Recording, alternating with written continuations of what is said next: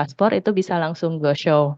Jadi untuk teman-teman yang punya anak di bawah 5 tahun dan anaknya belum punya paspor, eh, bisa langsung go show ke imigrasi asal si dokumennya sudah siap. Itu paspornya jadi 4 hari kemudian, 4 hari kerja.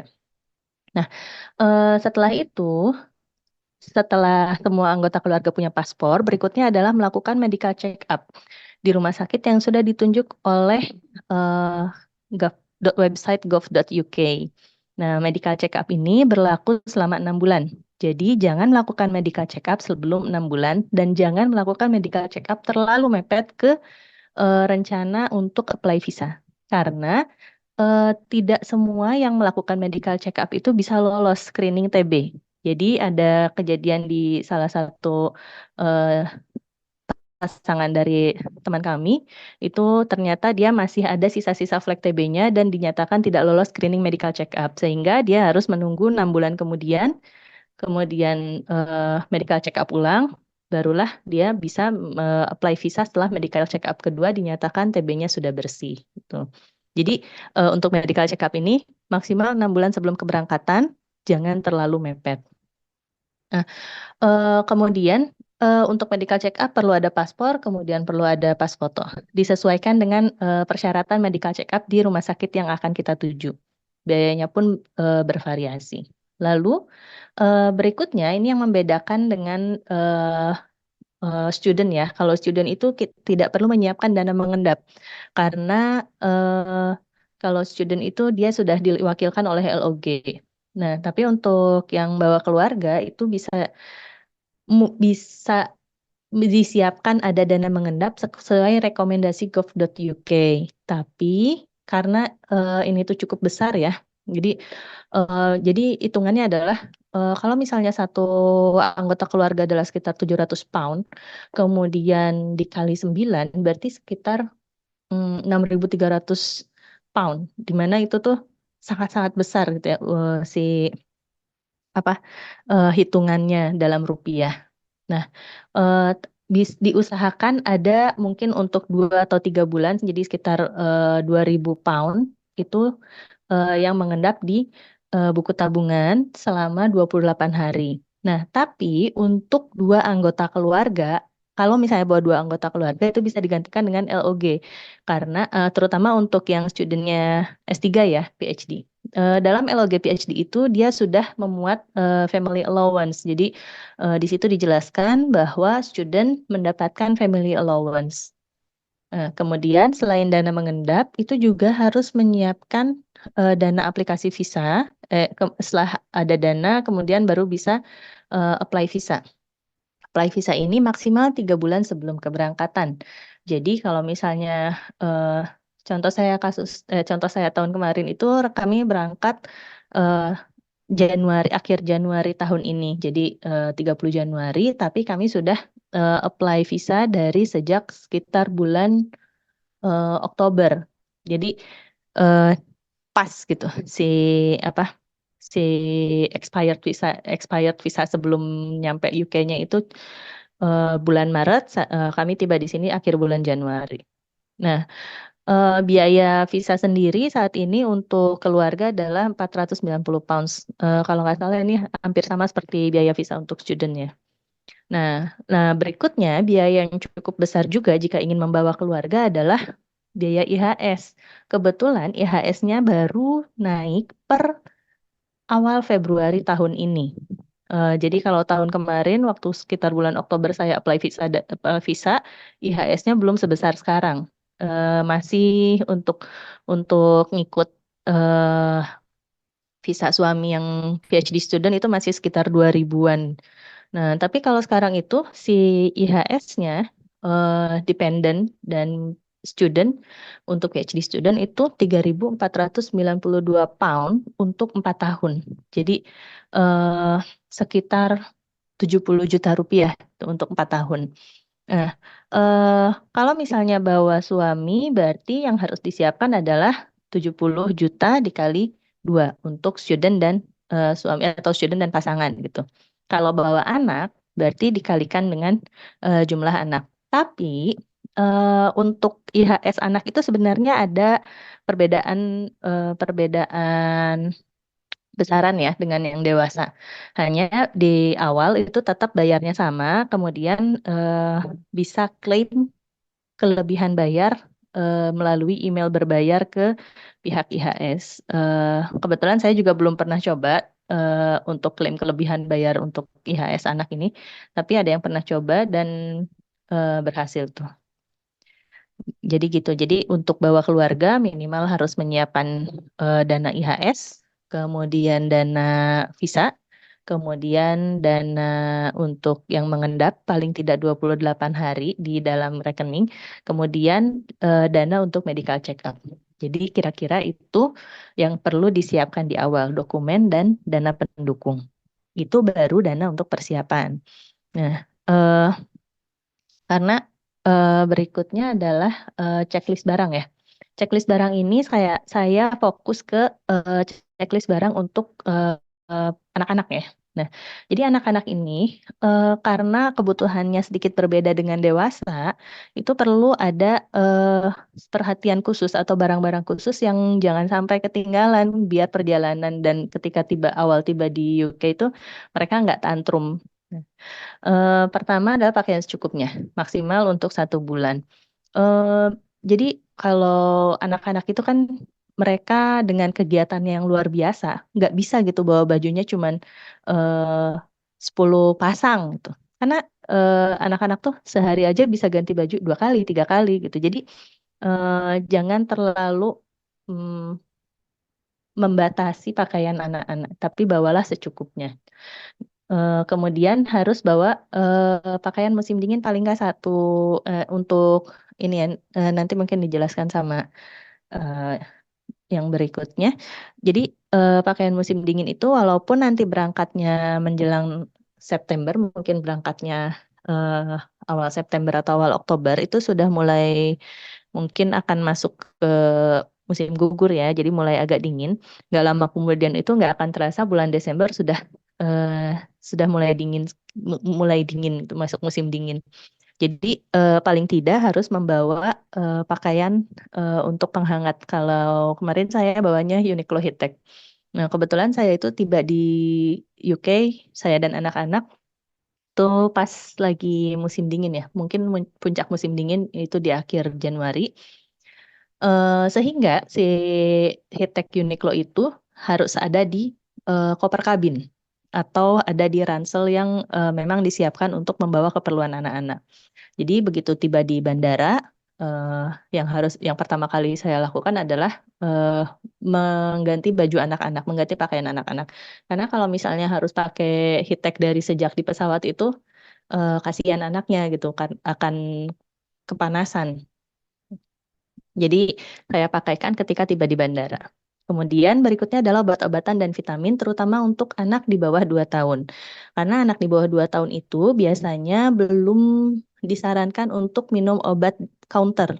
Jadi masih memegang masih obat-obat dari dokter biasanya, obat resep dokter. Jadi kalau misalnya anaknya batuk, kemudian atau anaknya pernah batuk pilek, itu mungkin bisa tanya dokternya atau sebelum berangkat itu bisa konsul ke dokter kemudian menceritakan kemudian eh, konsul dan menceritakan bahwa akan berangkat ke luar negeri untuk agak lama, kira-kira obat apa yang bisa yang perlu disiapkan gitu.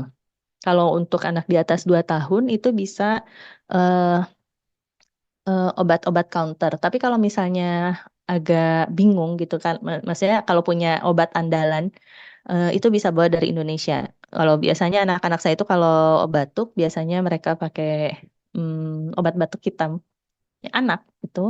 Nah itu jadi kemarin saya nyetok sekitar 2 botol dan kebetulan nyampe UK lagi musim dingin, otomatis anak-anak sering batuk.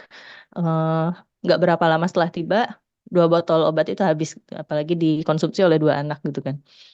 Nah, eh tapi ternyata setelah habis gitu dan setelah saya mulai menyesuaikan diri dengan lingkungan di sini, di toko obat sekitaran sini pun ada gitu, obat batuk untuk anak-anak. Cuma kan kalau misalnya begitu nyampe anak-anak batuk, terus saya belum tahu belinya di mana, atau harus ininya seperti apa obatnya gitu. Itu kan cukup bikin panik ya. Makanya kemarin bawa stok obat batuk untuk anak. Selain itu, saya juga bawa nebulizer karena anak-anak eh, kadang-kadang mereka sesak gitu. Jadi saya bawa nebulizer termasuk ampul obat untuk nebulizernya. Eh, itu cukup bermanfaat. Anak saya sempat ada yang kesulitan saat batuk sampai agak sesak di pas musim dingin kemarin. Kemudian sempat saya nebu itu jadi dia bisa lebih pulih lebih cepat gitu. Nah, eh jadi itu untuk anak kamu. Terus vitamin ini terutama vitamin D. Vitamin D itu dia diperlukan oleh anak-anak, apalagi saat musim dingin. Karena kalau musim dingin itu tidak ada sinar mataharinya sangat minim. Bahkan oleh eh, midwife di sini pun, bidan di sini pun, anak-anak disarankan untuk mengonsumsi vitamin D, terutama di musim dingin. Kalau misalnya anaknya sudah mendapatkan resep vitamin D, mendapatkan resep misalnya apa eh, se- zat besi, itu mungkin dibawa aja. Jadi karena itu adalah beberapa vitamin yang mungkin perlu rutin dikonsumsi oleh anak untuk menjaga kesehatan. Kalau kayak vitamin C gitu itu di counter sini juga ada, tapi kalau memang emang punya vitamin andalan atau vitamin yang memang rutin diminum di rumah, mungkin perlu membawa sekitar stok 1 atau 2 botol. Kalau vitamin dan obat itu kalau belum dibuka bisa agak lama ya ininya awetnya gitu. Expirednya mungkin setahunan. Lalu ada P3K. P3K ini kemarin yang saya bawa adalah eh, salah satunya adalah multipurpose balm, kemudian eh, plester, plester, plester anak-anak ya, itulah plester, plester bergambar ya buat anak-anak. Tuh terus berikutnya adalah mainan favorit anak-anak. Mainan favorit ini saran saya ditaruh di sebagian ditaruh di kabin, sebagian ditaruh di koper kalau memang mainan yang akan dibawa cukup banyak. Karena mainan yang ditaruh di tas kabin itu akan berguna ketika sepanjang perjalanan. Tuh. Sedangkan yang ditaruh di koper itu akan berguna ketika awal-awal tiba di UK.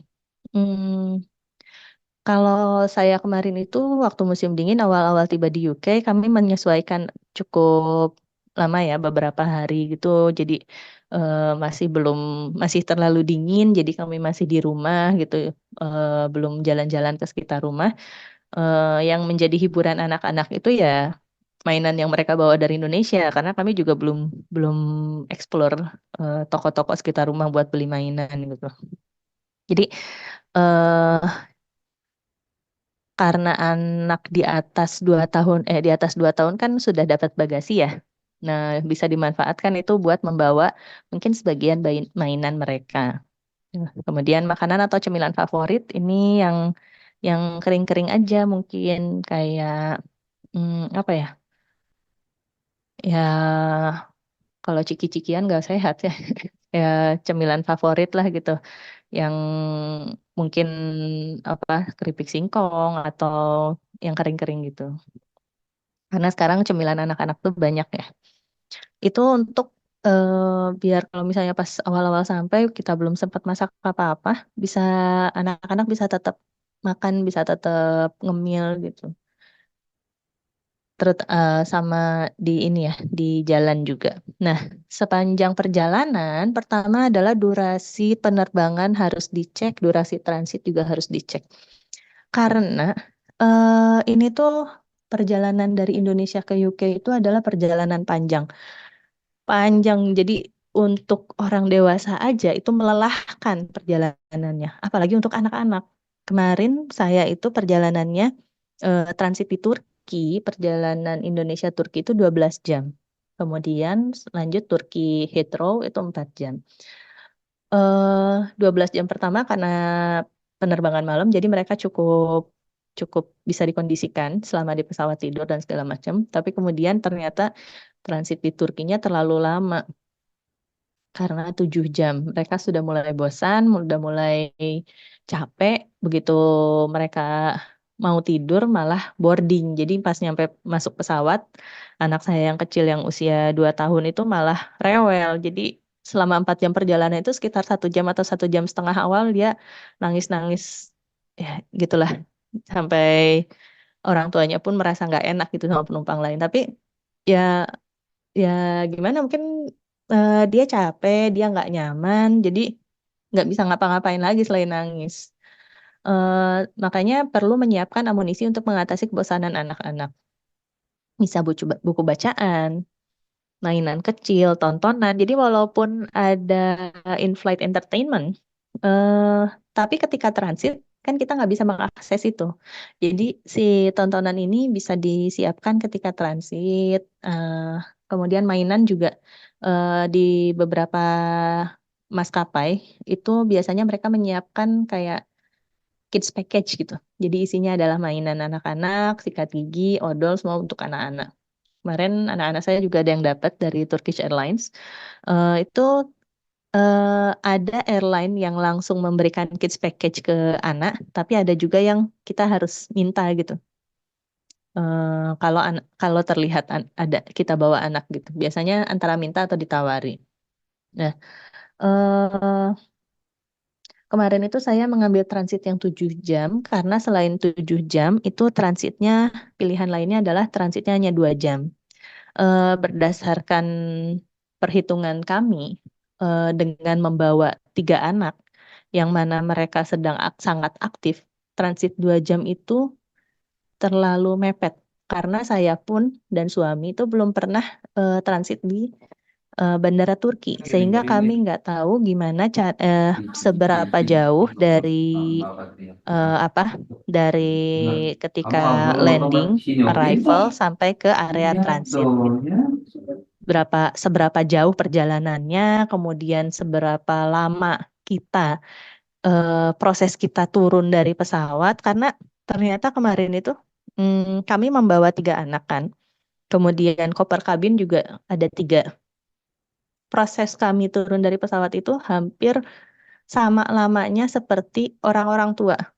Jadi kami itu karena bawa anak masuk pesawat prioritas awal, turun dari pesawat pun kami paling akhir gitu. Kebayang kalau misalnya transitnya cuma 2 jam, itu pasti perjalanan menuju gate transit itu sangat terburu-buru. Makanya kami mencari waktu transit yang lebih dari 2 jam. Eh, tapi pengalaman saya 7 jam itu juga terlalu lama. Mungkin transit sekitar 5 jam itu 4 jam 5 jam cukup lah.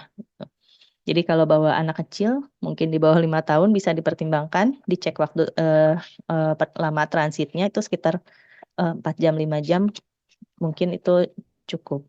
Nah, eh, di tas kabin atau di tas yang disiapkan untuk kebutuhan anak, jadi harus menyediakan kebutuhan dasar anak.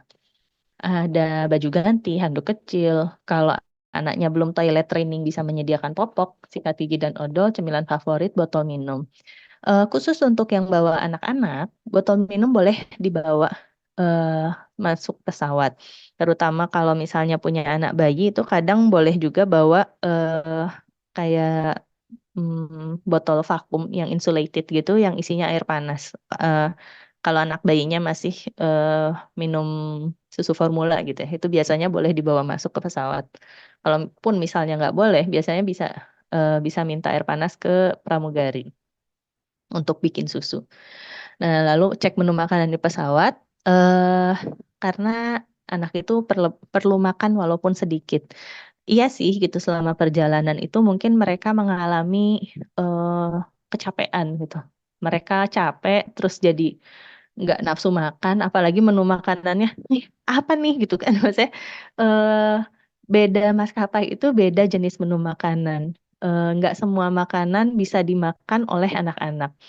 Eh, Kalau misalnya dapat maskapai yang punya makanan menu universal, contohnya ada French fries dan apa eh, misalnya ayam gitu, itu sebuah rezeki gitu. Tapi kalau misalnya ternyata menunya menu aneh, kayak kemarin tuh kami naik Turkish, eh, itu ada beberapa menu yang anak-anak baru kali itu nemu gitu. Jadi nggak pernah makan jenis makanan seperti itu. Jadinya ya makannya seadanya gitu. Cuman beberapa bagian dari makanan itu yang mereka makan. Tapi mau nggak mau mereka harus makan.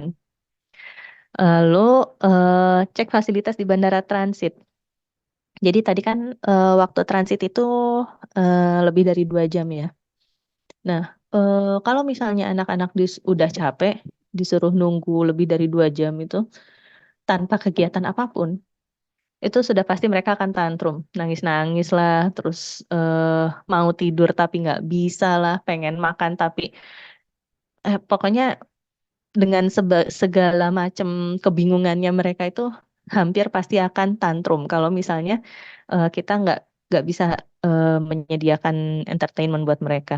Makanya perlu mengecek misalnya transit di Turki kah, atau transit di Dubai kah, atau transit di Qatar kah, itu eh, sebisa mungkin mengecek fasilitas bandaranya. Kebetulan kemarin kami transit di Turki itu ternyata ada area main untuk anak-anak. Jadi setelah masuk gate transit, setelah melewati masuk area transit itu kami beristirahat di dekat tempat main anak-anak. Jadi anak-anak ada hiburannya sedikit. Setelah mereka cukup capek, akhirnya kami nyari ke tempat lain, nyari tempat istirahat lain di situ, kemudian membuka bekal makanan. Jadi salah satu salah satu hack untuk menghemat pengeluaran di bandara transit adalah membawa kotak bekal makan kosong naik pesawat. Jadi anak-anak itu kan makannya sedikit ya. Eh, jadi sisa makan di pesawat itu dimasukkan ke kotak bekal yang kosong. Nah, begitu kita istirahat di bandara transit dan anak-anak sudah mulai lapar, eh, menu-menu sisa menu yang tidak habis dan kemungkinan anak-anak mau makan itu dikeluarkan dan dikonsumsi saat sedang transit. Dengan seperti itu, eh, kalau saya kemarin pas transit tidak keluar tidak keluar uang sama sekali karena buka bekal itu ya. Tapi ya eh, cuma beberapa menu aja sih yang dimakan sama anak-anak tuh. Nah, itu selama perjalanan. Jadi harap diingat perjalanan ini adalah long flight. Orang tua aja capek, apalagi anak-anak itu pasti akan lebih capek lagi. Nah, kemudian ketika tiba, apa sih yang harus diperhatikan? Pertama, transport, tempat tinggal, lokasi GP, general atau dokter umum, GP dan midwife, kemudian sekolah. Nah, karena bawa keluarga, jadi tidak bisa hanya memikirkan diri sendiri, harus memikirkan keluarga juga. Nah, tidak semua kota tujuan studi itu memiliki bandara internasional. Sehingga ketika kita tiba di bandara internasional di UK itu kita perlu sambung mode transportasi lain untuk sampai di kota tujuan atau kota studi kita. Saya eh, studi di Exeter, di mana 4 jam perjalanan dari London menuju selatan. Kemarin kami melakukan perjalanan menggunakan bis dari Heathrow. Itu pun sempat ada sebelumnya kami udah pesen tiket bis awal. Jadi, nah ada selain bis itu sebenarnya bisa juga ada opsi kereta tuh. Jadi makanya perlu mengecek pilihan transportasi menuju kota tujuan, perlu bis atau kereta. Nah, terus durasi perjalanan dari bandara ke kota tujuan. Kalau misalnya dirasa terlalu capek, kan kita bisa mengecek ya kemungkinan kemungkinan tiba di bandaranya jam berapa. Terus mengecek perjalanan dari bandara ke kota tujuan kira-kira berapa jam. Kalau misalnya dirasa terlalu capek atau mungkin kayaknya itu nyampe di kota tujuan terlalu malam deh gitu, bisa hotel-hotel sekitar bandara bisa menjadi pilihan untuk beristirahat sejenak. Jadi baru melanjutkan perjalanan besok harinya. Atau kalau misalnya punya kenalan di London, kemudian mereka bersedia untuk eh, ditempati sementara selama 1 malam, mungkin bisa apa? Bisa menghubungi kenalan tersebut dan bisa beristirahat sejenak di sana. Baru melanjutkan perjalanan ke kota tujuan. Nah, berikutnya adalah mengecek apakah perlu pesan terlebih dahulu atau bisa langsung pesan di tempat atau go show ya. Jadi kalau saya kemarin itu tiket pesawatnya sebenarnya sudah pesan lebih dulu, tapi ternyata begitu tiba di halte bis, eh, bisnya sudah berangkat karena karena ada ini ada kebingungan membaca petunjuk arah di bandara. Jadi walaupun sebelumnya suami saya sudah pernah naik bis dari Heathrow ke Exeter setahun sebelumnya, tapi ternyata Turkish Airlines itu dia eh, ada di terminal yang berbeda dengan sebelumnya suami saya mendarat di Heathrow. Jadi suami saya pun bingung gitu, ini mana ya haltenya ke arah mana gitu. Gitu sampai halte bis ternyata bisnya sudah berangkat. Jadi kami perlu pesan ulang. Dan pesan tiket bis ulang itu bisa jadi harganya lebih mahal daripada pesan jauh-jauh hari. Biasanya sih seperti itu ya, harganya lebih mahal. Nah, jadi eh, setelah sampai di Heathrow itu belum belum bisa leyeh-leyeh gitu, belum bisa istirahat gitu ya. Karena masih harus masih harus mencari atau menyiapkan diri untuk melanjutkan perjalanan ke kota tujuan. Ini waspada terhadap petunjuk arah di bandara. Jadi harus dibaca betul-betul, harus harus agak satset gitu bacanya. Nah, terus kalau punya anak itu, walaupun kita berusaha satset, anaknya nggak bisa digeret-geret. Jadi apa ya? Anaknya juga harus diperhatikan gitu loh. Di Heathrow kemarin, anak saya yang paling kecil itu, yang 2 tahun, itu hampir hilang karena dia sibuk mau mencet-mencet tombol lift di luar gitu. Saya sama suami dan 2 anak yang lainnya yang lebih besar itu udah masuk lift. Pas saya lihat ke belakang, kok dia nggak ada di tempat duduknya gitu. Akhirnya sebelum lift ditutup keluar lagi baru ditarik. Untungnya itu sadar sebelum liftnya ditutup. Jadi sempat sempat keluar lagi buat narik anaknya gitu. Jadi eh, jangan sampai hilang pandangan dari anak dimanapun ya. Itu apa sebuah pengalaman buruk lah kemarin di Heathrow itu. Nah, pilihlah moda transportasi yang sesuai dengan budget dan kenyamanan. Jadi beda mode transportasinya itu beda juga harganya. Jadi bis dan dan kereta itu beda harga. Kemudian perlu dicek juga di kota tujuan itu lebih dekat mana sih stasiun stasiun kereta atau si terminal bis. Hmm, kemarin itu sebenarnya harusnya kami tiba di Exeter masih agak sore ya, jam 7 malam. Tapi karena tadi ketinggalan bis itu, jadi kami naik bis berikutnya jam 6 sore, tiba di Exeternya jam 11 malam. Untungnya suami saya punya kenalan sopir taksi. Jadi sebelum kami berangkat ke Exeter, suami saya eh, sudah janjian sebelumnya dengan sopir taksinya ini. Kalau mau berangkat bawa keluarga tanggal sekian nanti dikabarin lagi jam berapa tiba di Exeternya. Jadi sebelum berangkat naik bis, suami saya mengontak ulang sopir taksinya, terus mengabari kalau kita mau berangkat gitu. Alhamdulillahnya sopir taksinya ini baik gitu. Jadi dia mau nunggu sampai bisnya datang, terus bantuin naik turunin koper yang banyak banget gitu. Saya itu kemarin total 4 koper besar dan berapa ya? 4 koper kabin. Jadi memang bawaan namanya bawaan untuk 2 orang dewasa dan 3 orang anak-anak itu nggak bisa sedikit. Jadi ya agak kewalahan sih dengan bawaan yang segitunya. Nah, setelah tiba di kota tujuan, berikutnya tempat tinggal. Karena eh namanya bawa keluarga itu sebenarnya seharusnya jadi pertama tempat tinggal sementara itu bisa sewa Airbnb atau cari rumah kenalan yang cukup dekat dan bersedia untuk kita tumpangi sebentar sampai kita bisa mendapatkan rumah tinggal eh, yang cukup layak lah gitu. Nah, tapi kalau Airbnb itu jadi proses cari rumah ini kalau pengalaman dari kemarin pengalaman suami saya dan teman-temannya proses mencari rumah ini sekitar eh, 3 minggu sampai 1 bulan gitu.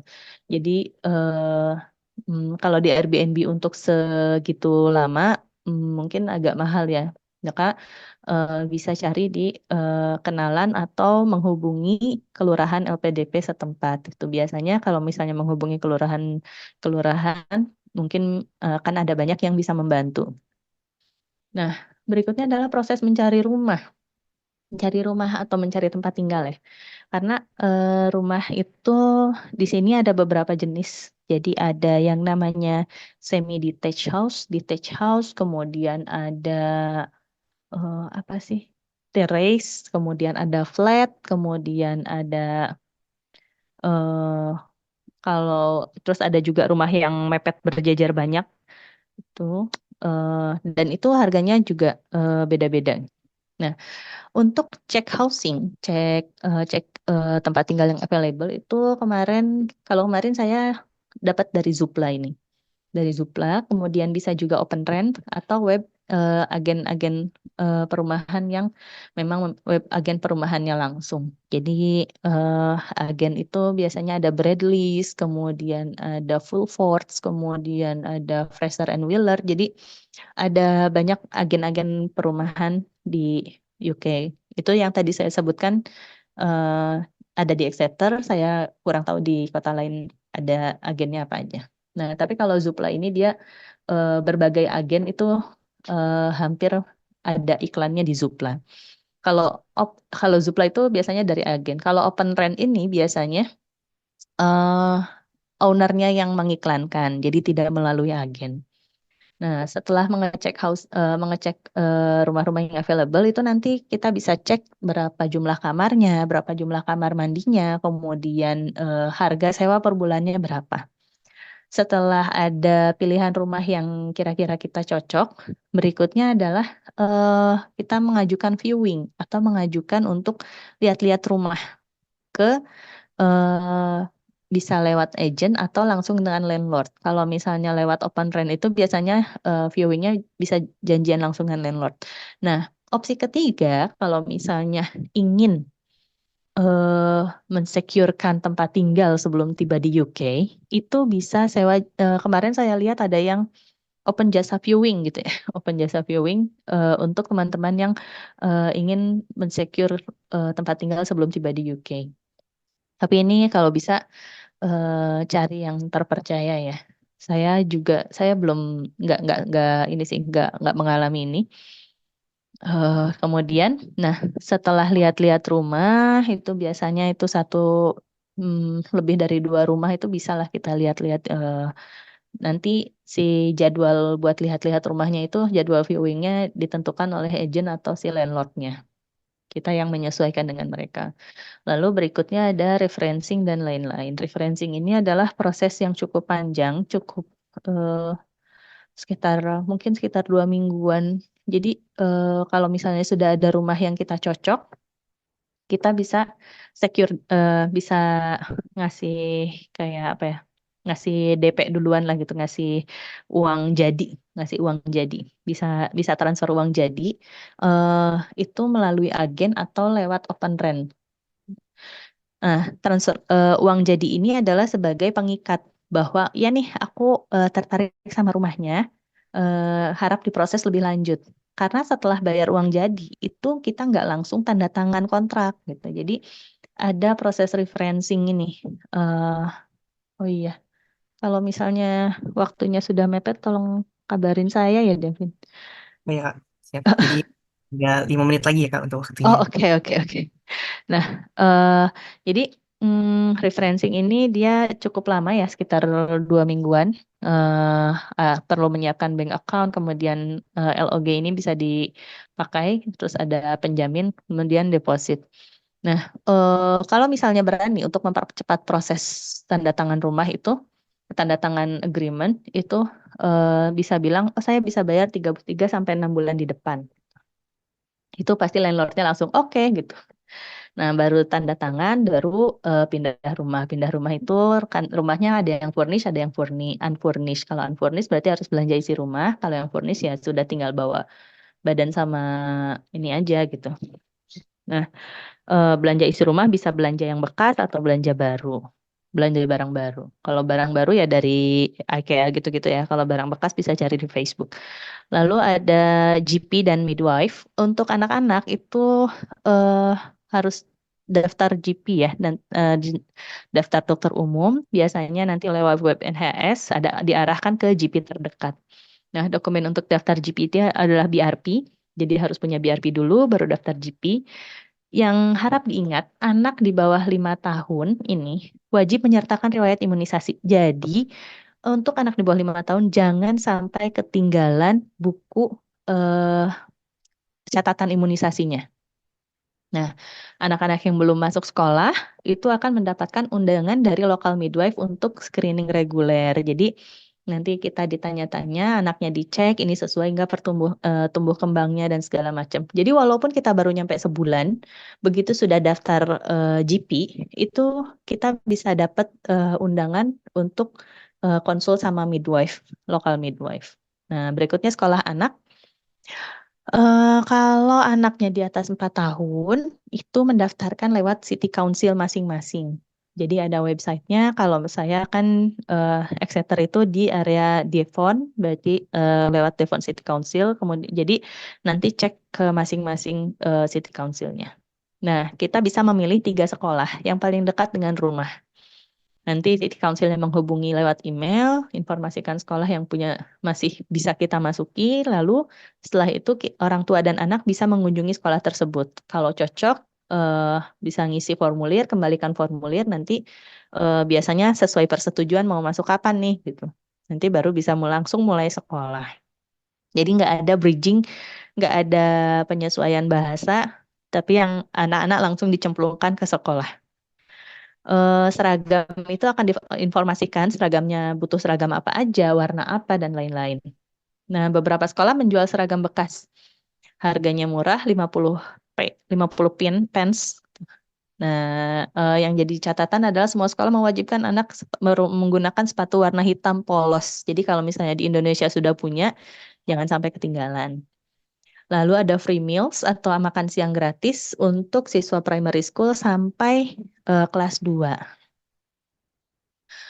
Di sini kelasnya ditentukan berdasarkan usia. Anak saya itu di Indonesia masih kelas 1 SD, begitu pindah ke UK sini, tiba-tiba dia masuk year 2 gitu. Jadi masuk kelas 2 SD, lompat setahun melewatkan 1,5 tahun ajaran. Nah, ini untuk anak di bawah 4 tahun bisa langsung daftar melalui nursery masing-masing yang ada di sekitar rumah.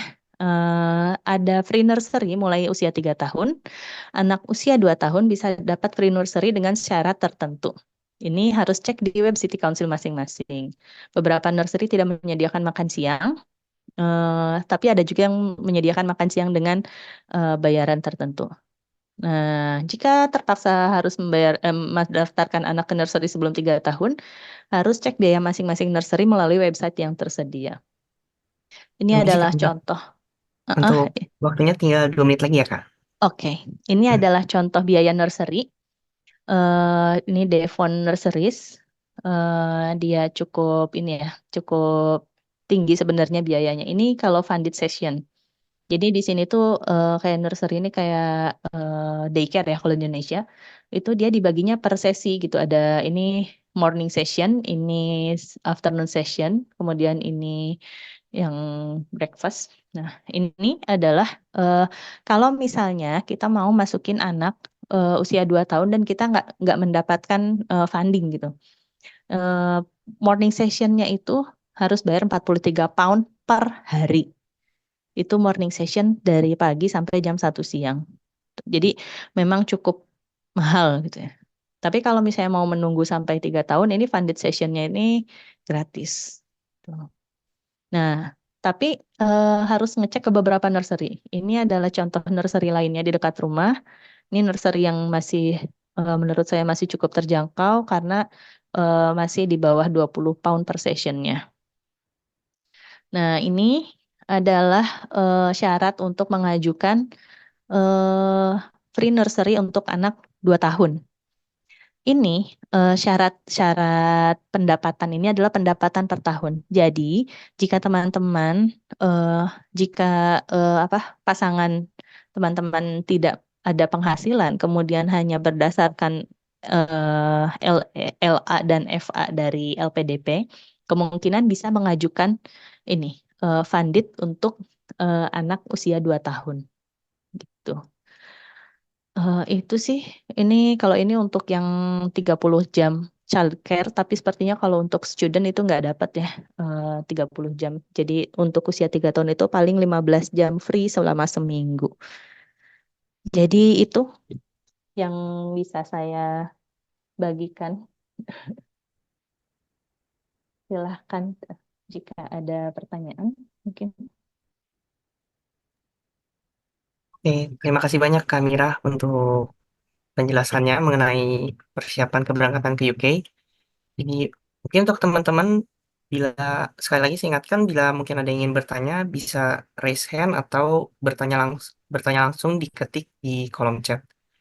Lalu nanti untuk sesi tanya jawab sendiri akan kita lakukan setelah pemaparan materi kedua yang akan disampaikan oleh Kak Laras. Jadi langsung saja kita lanjut ke materi selanjutnya yang akan dibawakan oleh Kak Laras. Jadi sebelumnya saya perkenalkan sedikit. Untuk Kak Laras sendiri adalah sama mentor dari Telering juga dan merupakan eh, awardee EPDP pada yang mengikuti PK 199. Lalu Kak Laras ini juga tentunya lulusan dari university di UK, yaitu dari University of Glasgow pada jurusan Master of Science in Digital Society. Langsung saja untuk waktu dan tempat saya persilahkan untuk Kak Laras. Ya, terima kasih Davin. Selamat malam teman-teman semuanya. Terima kasih sudah join webinar hari ini. Mungkin tadi sebelumnya sudah cukup komprehensif ya dari Mbak Mira, terutama untuk teman-teman yang berencana untuk membawa keluarga dan anak-anak khususnya. Sekarang untuk aku akan lebih share persiapan teman-teman yang mungkin akan berangkat sendiri eh, dan akan menjalankan master's degree gitu. Nah, pertama-tama sebentar. Oke, ini aku udah share screen untuk sebentar ya. Oke, jadi pertama-tama apa aja sih yang harus disiapin? Mungkin tadi agak recap sedikit ya. Kalau dari Mbak Mira udah cukup lengkap banget nih informasinya. Tapi mungkin aku remind lagi apa aja yang harus di apa persiapkan sebelum berangkat ke UK. Dan mungkin aku akan sharing sedikit juga pengalaman aku secara pribadi untuk waktu itu perjalanannya seperti apa aja yang harus disiapin, dan juga mengenal lebih mengenal apa ya lingkungan dan kondisi di sini nih sebelum sebelum benar-benar langsung atau benar-benar sampai di sini seperti apa aja sih yang harus kita aware gitu atau persiapkan. Nah, ini kalau kita bisa lihat di screen kita sebelah kanan ini adalah salah satu pemandangan yang cukup bikin apa ya, bikin senang gitu kalau di Glasgow terutama itu ada gedung main building kita University of Glasgow dan di bawahnya itu adalah Kelvin Grove Park, salah satu tempat atau lokasi favorit nih buat teman-teman di Glasgow untuk piknik. Dan sebenarnya momen-momen seperti ini tuh jarang banget kalau boleh di-share apa namanya teman-teman di sini tuh karena mostly cuacanya tuh cenderung lebih banyak kalau nggak hujan terus juga berangin gitu ya. Jadi masa-masa yang ada matahari seperti ini tuh sangat-sangat menyenangkan. Jadi sangat dimanfaatkan nih buat teman-teman yang di sini untuk piknik gitu ya. Nanti kita juga akan bahas sedikit gitu tempat-tempat yang menarik untuk piknik. terutama pas lagi summer kayak gini nih gitu. Jadi ada beberapa hal yang harus disiapin. Pertama dokumennya penting, terus juga mempersiapkan akomodasi tadi ya sebelum sampai di sini, perlengkapan-perlengkapan apa saja yang perlu dibawa, terus juga masalah bank account gitu yang lumayan cukup krusial pastinya untuk kita persiapkan, dan komunikasi itu mungkin lebih kepada WiFi atau jaringan apa namanya handphone gitu yang kita perlu persiapkan juga. Nah, ini tadi recap sedikit ya, dokumen-dokumen yang jangan ketinggalan. Yang pertama adalah entry visa. Entry visa itu adalah visa yang ada di paspor kalian masing-masing, di mana itu valid for only 3 months. Jadi setelah sampai di UK, kamu akan pergi ke tempat, atau waktu itu aku di university aku sendiri yaitu di Glasgow untuk ditukarkan oleh BRP. BRP itu adalah Biometric Resident Permit yang akan menjadi apa ya, identitas kalian selama di sini selama setahun. Jadi visa itu yang ada di paspor sudah tidak berlaku lagi setelah 3 bulan. Yang berlaku adalah BRP. Kemudian harus dicek juga lokasi di mana kalian bisa menukarkan atau mendapatkan BRP itu, apakah di university kamu atau di post office seperti itu. Terus jangan lupa juga lapor diri online di KBRI setelah sampai. Kemudian pastinya paspor, LOE, LOG, LOG terutama itu penting banget, apalagi untuk apa namanya buka-buka rekening bank gitu ya. Itu diperlukan untuk pendaftaran atau biaya eh, administrasi akomodasi itu juga sangat diperlukan. Dan confirmation of acceptance juga eh, disiapkan untuk menukarkan BRP nantinya. Oke, kita pertama langsung ke akomodasi ya. Mungkin teman-teman di sini ada yang sedang mempersiapkan nih, masih mencari-cari akomodasi yang sesuai dengan teman-teman. Kalau di UK itu mungkin tadi juga udah disinggung sedikit, ada banyak ya pilihannya. Tapi di sini aku akan share kira-kira tiga tipe akomodasi yang banyak um, banyak digunakan oleh teman-teman mahasiswa S2 di sini. Yang pertama, kalian pertama bisa cek nih di universitas kalian masing-masing apakah ada menyediakan university owned accommodation. Kayak misalkan di sini di slide ini ada beberapa pilihan yang disediakan oleh University of Glasgow. Dan dia biasanya ada pilihan untuk postgraduate studies tersendiri, ada juga yang postgraduate with family gitu juga ada. Jadi ada apa namanya tipe-tipenya atau klasifikasinya sendiri gitu ya, menyesuaikan mungkin kebutuhan dari mahasiswa itu sendiri. Nah, di sini juga kalian bisa lihat nih fasilitasnya apa aja, kemudian jaraknya berapa jauh dari kampus, karena tidak semuanya apa namanya berlokasi dekat dari kampus ya. Misalkan, oh 15 menit tapi mungkin harus naik subway misalkan, atau harus naik bis dulu. Itu juga jangan lupa untuk dipertimbangkan untuk apa transportasi kalian selama berkuliah di sini. Hmm, terus juga kalau untuk akomodasi University Own itu biasanya akan ada periode khusus nih, periode khusus kapan kalian bisa apply.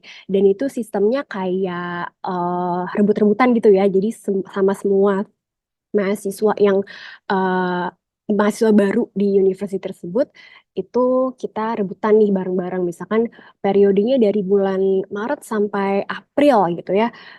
Itu kita harus buru-buru cek dan juga pilih kira-kira mana-mana aja nih yang harus yang mau kita eh, tempatin gitu.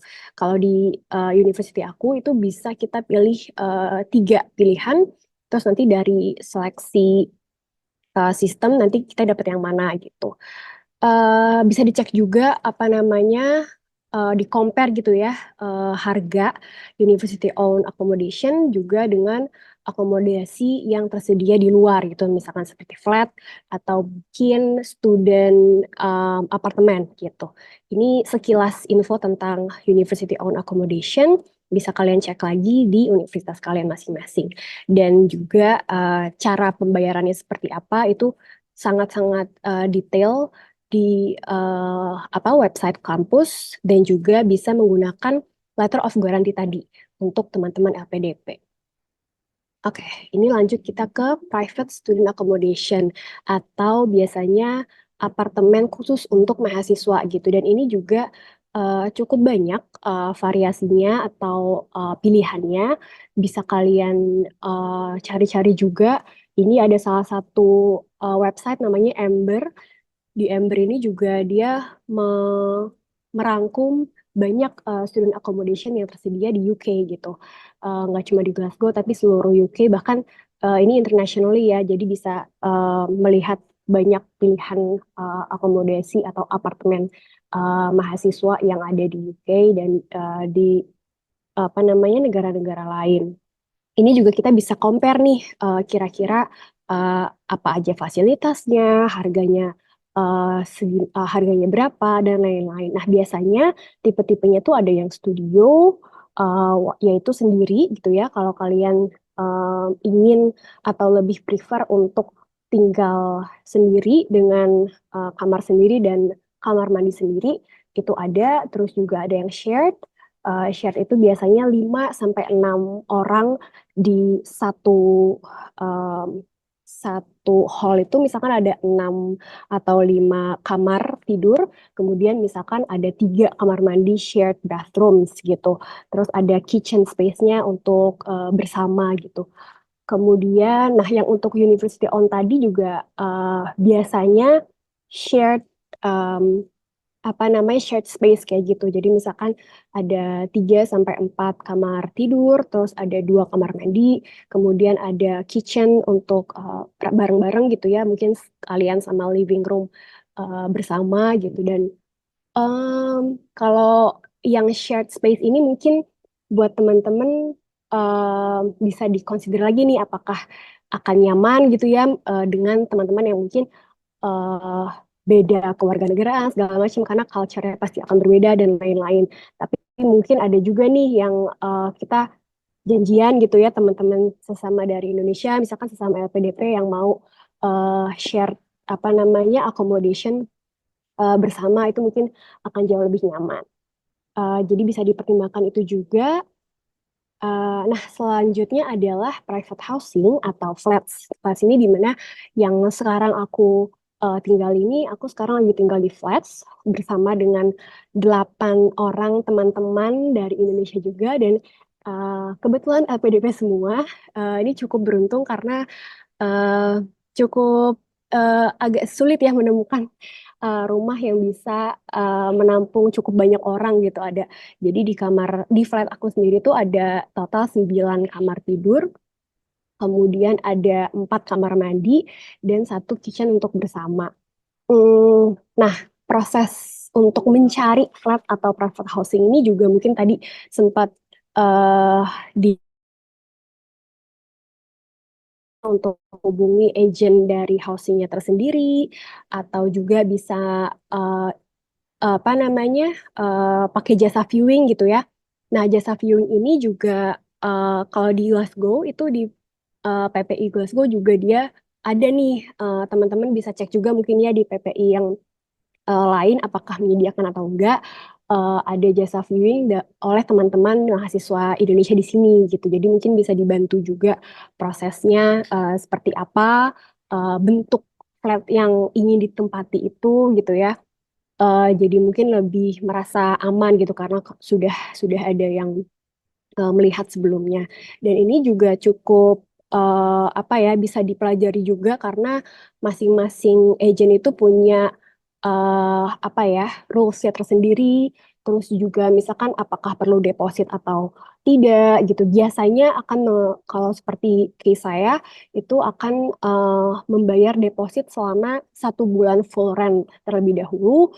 Kemudian uang itu akan di-keep terus sampai nanti ketika kita udah move out atau sudah pindah, itu baru bisa dikembalikan deposit selama 1 bulan itu. Nah, itu hal-hal itu juga langsung dikomunikasikan dengan landlords.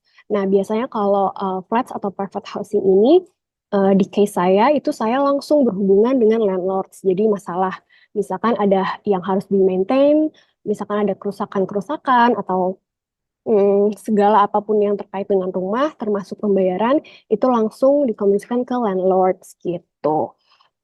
Untuk biayanya sendiri atau rentnya juga bervariasi tergantung dengan pertama lokasi dari rumah tersebut, kemudian fasilitasnya apa aja, misalkan sudah furnished atau belum, terus juga apakah itu sudah include bills atau belum, itu juga bervariasi. Jadi bisa dicek teman-teman, ini juga ada beberapa website yang bisa kalian cek gitu ya, Rightmove, Zooplus, Perum, Gumtree, dan OpenRent.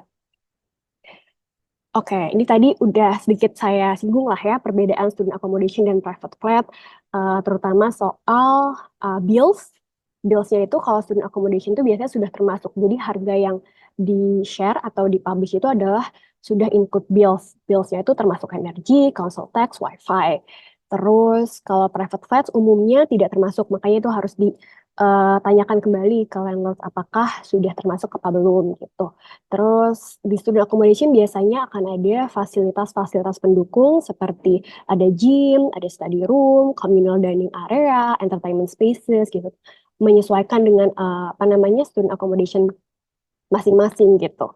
Nah, untuk private flat sendiri tergantung flatnya, namun umumnya tidak selengkap student accommodation, tapi layaknya sebuah rumah lah gitu. Ada kitchen space, ada living room gitu, seperti itu. Kemudian untuk pembayarannya juga kalau student accommodation itu bisa menggunakan sistem menyicil atau misalkan 3 kali atau 6 kali atau 10 kali dan umumnya terdapat deposit di awal sebesar 100 sampai 250 pound sterling. Nah, kalau private flat sendiri atau rumah gitu ya bisa menggunakan cicilan per bulan. Seperti saya itu biasanya dia apa namanya sistem bayarnya per bulan. Nah, ini juga ada juga beberapa kasus teman saya yang tinggal di sini tidak apa namanya tidak transfer tapi landlordnya lebih prefer untuk cash gitu misalkan. Nah, itu juga mungkin bisa jadi pertimbangan teman-teman juga untuk sistem pembayarannya seperti apa.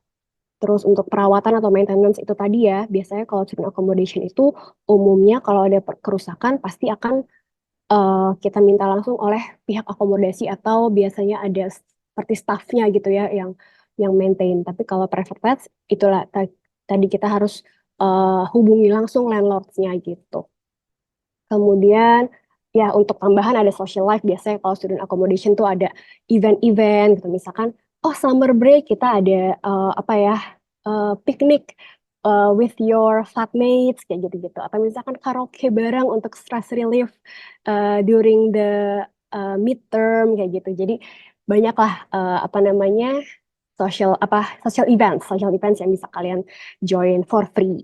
Kalau private flat biasanya kita ya ini bareng lah ya sama teman-teman tersendiri aja kayak sesama teman-teman flat sih kita piknik misalkan di taman-taman terdekat. Iya. Oke, next adalah perlengkapan yang perlu dibawa. Ini sebenarnya ini salah satu guide aja ya, menyesuaikan lagi nih sama teman-teman juga apa namanya kebutuhannya seperti apa. Tapi in general kayak misalkan pakaian nih yang udah pasti karena musimnya berbeda jadi akan ada beberapa pakaian-pakaian khusus seperti heat tech gitu ya yang perlu dibawa dan menurut saran aku pribadi untuk pakaian-pakaian winter atau musim dingin seperti heat tech kemudian coat atau jaket windbreaker atau windproof itu bisa dibawa sebelum berangkat, tapi mungkin jangan terlalu banyak karena sebenarnya bisa kalian save money juga untuk lihat atau cari-cari di sini di thrift shop atau juga di apa grup WhatsApp teman-teman mahasiswa LPDP tuh kadang-kadang suka banyak tuh yang nge-share lungsuran-lungsuran gitu ya. Jadi misalkan ada teman-teman yang mau balik ke Indonesia, kemudian akan membagi atau menjual kembali gitu ya pakaian-pakaian winter yang lumayan cukup tebal dan memakan tempat pastinya ya untuk koper-koper ini gitu. Jadi eh, bisa menjadi pilihan untuk cari ininya di di sini gitu. Walaupun akan lebih baik juga kalau misalkan ada udah membawa persiapan lah eh, satu gitu ya untuk jaga-jaga jaket atau coat gitu ya. yang cukup tebal. Dan untuk di UK sendiri, yang pasti saya sangat menyarankan jaket yang windproof dan waterproof. Karena hujan dan angin itu sangat-sangat menjadi teman sehari-hari kita nantinya.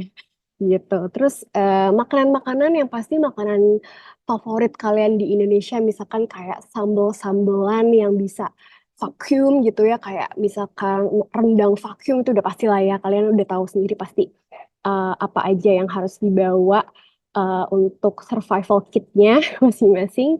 Obat-obatan sudah pasti, alat elektronik itu yang paling penting sih adaptor ya, adaptor UK karena sangat dibutuhkan untuk segala charger-charger kita selama di sini. Terus juga peralatan dan perlengkapan belajar jangan sampai lupa, laptop, tablet, mungkin kalau ada yang membutuhkan. Terus juga alat pembayaran itu, kalau uang tunai sebenarnya cukup dibutuhkan mungkin sedikit kali ya, misalkan waktu pas awal-awal apa namanya sampai di sini.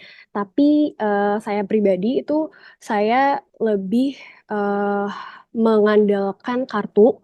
Waktu itu saya menggunakan Genius. Nah, Genius ini salah satu ya yang bisa kalian yang bisa kalian gunakan juga karena bisa langsung transaksi, langsung tap gitu ya, dengan apa namanya kartu tersebut yang contactless. Sebenarnya apapun bank yang sudah bisa contactless dan istilahnya sudah bisa apa transaksi internasional itu bisa langsung digunakan gitu untuk beli-beli keperluan di sini.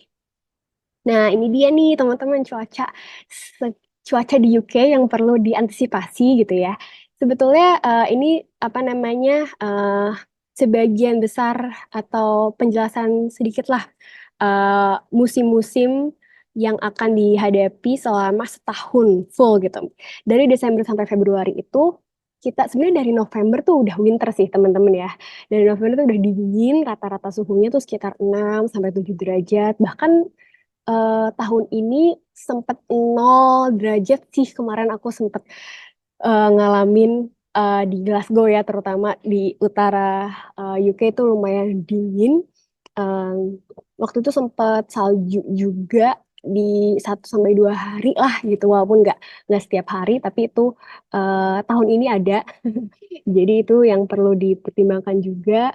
Dan seperti tadi udah di-share sama Mbak Mira juga, selama winter itu matahari sangat sedikit ya, jadi cepet banget apa namanya daytime-nya. Jam 4 tuh udah malam, udah tenggelam gitu matahari. Sementara sekarang ini lagi summer, jam 9 malam belum terbenam matahari. Jadi lebih panjang mataharinya. Itu juga apa ya adaptasi sendiri tuh, terutama mungkin buat teman-teman muslim yang apa namanya sholat. Nah, waktu sholatnya juga jadi kebolak-balik atau banyak adaptasinya lah gitu. Terus Maret sampai Mei itu spring.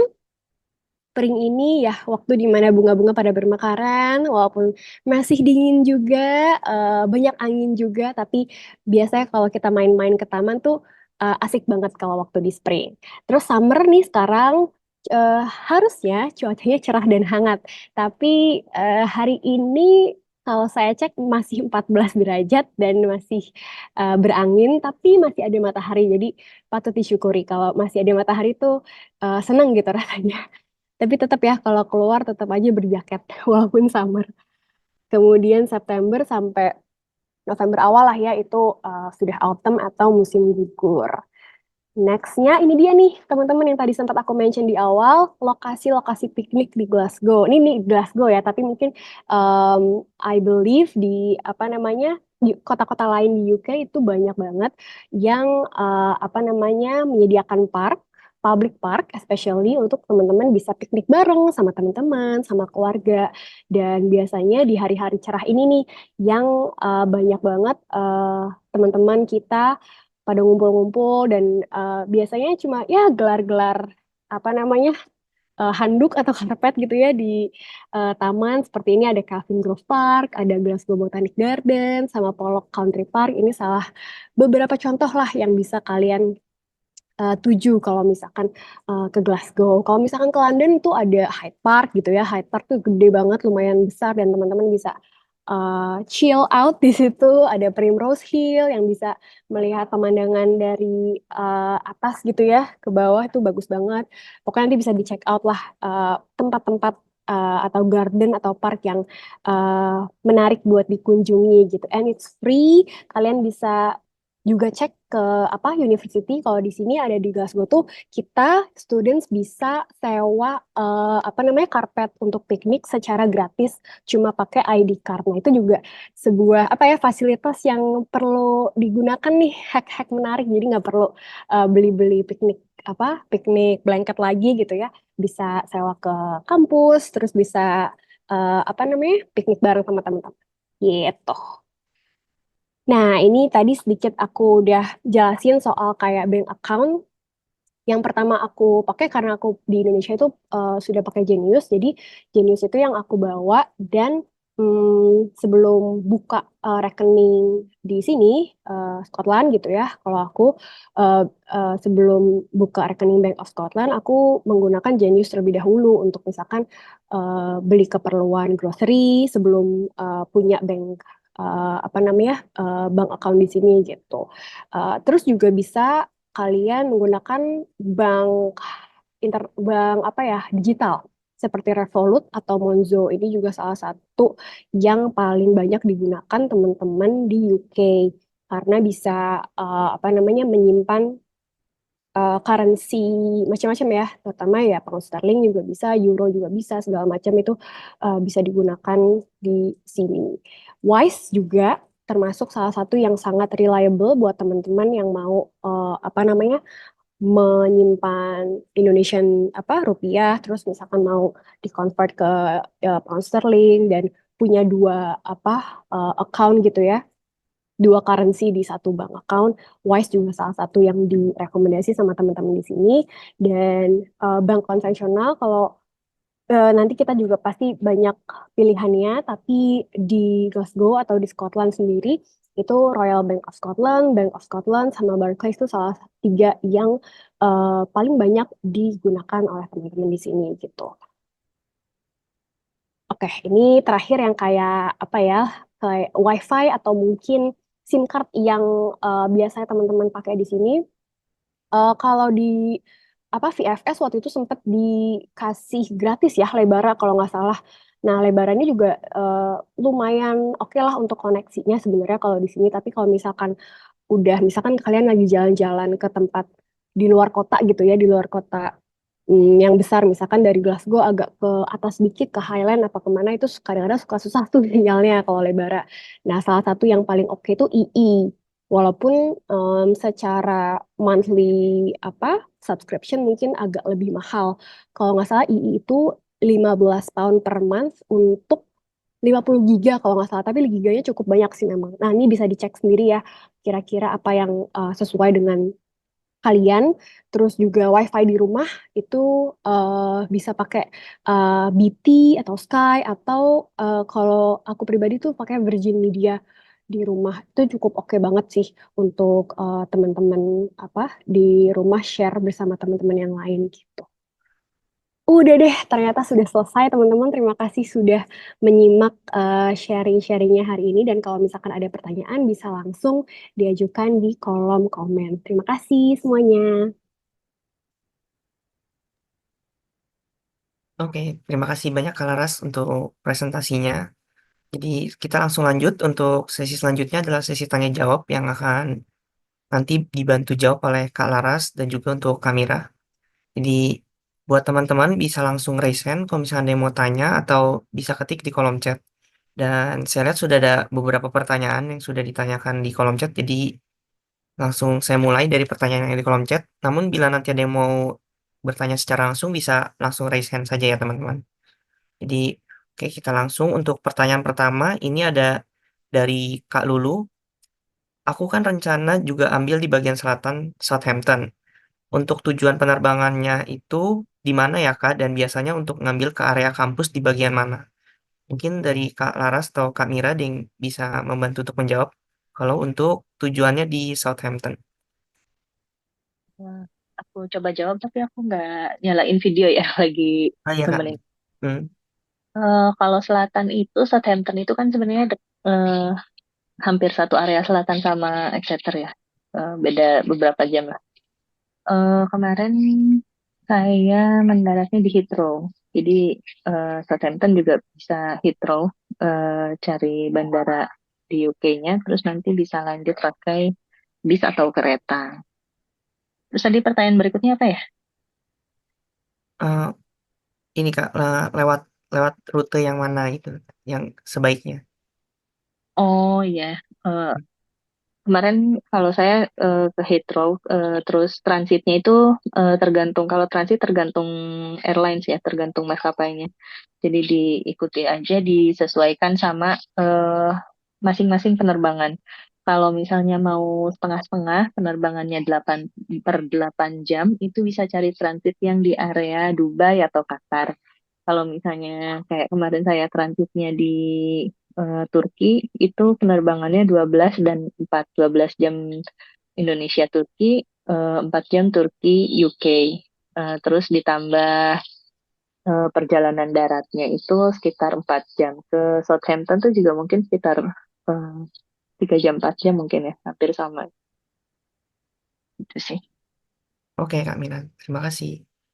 Oh, mungkin kita lanjut ke yang recent dari Kak Lulu. Mungkin ingin menanggapi. Silakan Kak Lulu bisa langsung on mic.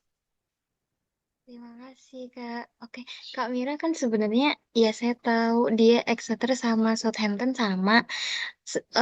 Thank you so much untuk jawabannya. Mungkin saya mau nanya lebih lanjut. Kan biasanya kita nanti turun di Heathrow ya di UK itu. Itu biasanya kita aku tadi dapat berita antara bis internasionalnya itu di mungkin kalau di bahasa Indonesia kita ke peron 3 atau 4 kayak gitulah. Biasanya kalau ke Southampton itu di area mana ya, Kak? Mungkin Kak Mira tahu ngambil Oh, turunnya gitu. eh, nah ini Soalnya tergantung saya dari mikirnya provider bisnya, sejalur Kak. sih, Kak. Oh, Heeh, gitu. tapi tergantung provider bisnya. Kalau kemarin itu eh saya tuh cuma ngikut petunjuk di ini aja sih, cuma ngikut petunjuk di Oh. bandara gitu. Jadi ada nanti Mm, di bandara itu ada petunjuknya untuk provider bis mana, terus nanti ada eh, di jadi ada satu kumpulan di kayak terminalnya itu kan ada ada peron 1, 2, 3 itu di peron 1 sampai berapa belas itu ada di satu tempat yang sama Kak. Kalau siap. kemarin saya terminal berapa ya Turkish tuh lupa. Tapi itu dia di satu tempat yang sama. Jadi di situ ada peron 1 sampai berapa belas itu. Nah nanti di begitu sampai di kayak eh, terminal bis bandara gitu, itu nanti akan ada si apa kayak pengumuman eh, bis menuju mana itu peron berapa, bis menuju mana peron berapa. Nanti akan ada petunjuk peron peron 1 sampai puluhan kayaknya itu nanti keluar ke sebelah kanan, peron 11 sampai terakhir keluar ke sebelah kiri.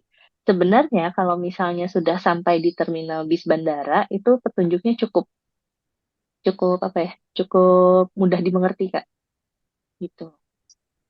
I see. Thank you, Kak Ya, Mira. Thank sama-sama. you. Baik, kita lanjut ke pertanyaan selanjutnya. Ada dari Kak Ervin. Mungkin ini untuk Kak Laras atau Kak Mira bisa juga untuk menjawab. Jadi untuk kita ada pembayaran IHS itu, prosedurnya itu kita di cover langsung LPDP atau sistemnya reimburse. Seperti itu. Kalau waktu itu aku untuk pembayaran IHS atau health service sendiri itu pertama dibayarkan melalui apa namanya biaya pribadi dulu, baru di reimburse gitu. Kalau kasus aku gitu. Jadi setelah pembayaran nanti akan upload bukti bayar kita ke LPDP, baru nanti di reimburse dari sana gitu. Oke, baik Kak. Terima kasih atas jawabannya. Lalu untuk pertanyaan selanjutnya ada dari Kak Nana. Mungkin ini untuk Kamila. Halo Kamila, izin bertanya untuk dana mengendap ini apakah wajib diendapkan sampai akhir studi atau kita bisa ambil sewaktu-waktu ketika di sana? Mungkin bisa dijawab untuk oleh Kak Mira. Oh, dana mengendap untuk aplikasi visa keluarga ya. Iya, Itu betul. sebenarnya dana mengendapnya minimal 28 hari. Jadi begitu kemarin itu saya mengendap sekitar sebulanan, begitu sudah masuk aplikasi visa, kemudian sudah foto visa segala macam, itu dananya sudah bisa diambil lagi. Jadi itu cuma untuk apa ya, kayak bukti dokumen aja, ini kita punya uang segini loh. Jadi setelah aplikasi visa dananya mau di kemarin saya sempat minjem ke keluarga gitu, begitu selesai aplikasi visa, dananya langsung dikembalikan lagi gitu. Jadi nggak harus sampai selesai studi gitu enggak. Oke, Kak. Terima kasih atas jawabannya. Lalu untuk pertanyaan selanjutnya ada dari Kak Lulu lagi untuk rekomendasi akomodasi. Mungkin ini tadi terkait presentasi dari Kak Laras ya. Jadi menurut Kakak lebih baik kita ambil student accommodation atau private ya berdasarkan pengalaman pribadi Kakak. Atau lalu juga kalau kita ngambil yang private apakah lebih repot ya atau bagaimana? Oke, untuk lulu ini apa ya? Sebenarnya tergantung preferensi lagi. Cuma kalau yang bisa aku share itu, pertama student accommodation tuh biasanya terkait administrasi lebih jelas lah ya, karena dia ada website sendiri official. Terus juga akan ada biasanya dia meminta UK guarantor gitu. Waktu itu teman aku juga sempat ada yang di student accommodation. Nah, terkait UK guarantornya ini dia mencantumkan LOG dan juga apa namanya kontak atau apa nomor dari orang tua gitu. Nah, itu mungkin jadi salah satu pertimbangan juga untuk apa daftar di student accommodation. Tapi ya itu untuk bills itu semuanya udah include. Tapi kalau private flats biasanya mostly yang aku temukan adalah kita akan bayar sendiri nih masing-masing. Misalkan ada bills energi, gas, terus ada bills wifi itu terpisah lah dari apa namanya flat itu sendiri. Jadi bayar flat langsung ke landlord, kemudian bill energi langsung ke provider masing-masing dan biasanya kita bisa customize nih memilih vendor-vendor yang mungkin lebih cocok dengan kita gitu ya, menyesuaikan kebutuhan dan juga sesuai dengan apa namanya finansial kita gitu itu bisa dipilih juga.